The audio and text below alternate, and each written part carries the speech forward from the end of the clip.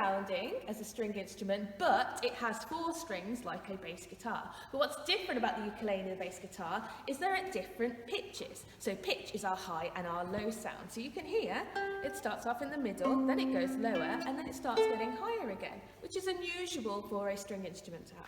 What I love about the ukulele is it's really small. I have a soprano ukulele here, and what that means is that little fingers can use it as well. So even if you're as young as in year 1 or year 2, you can still play one of these.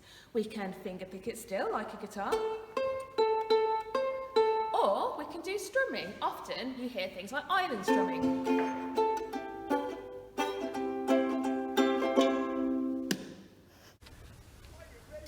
Yeah!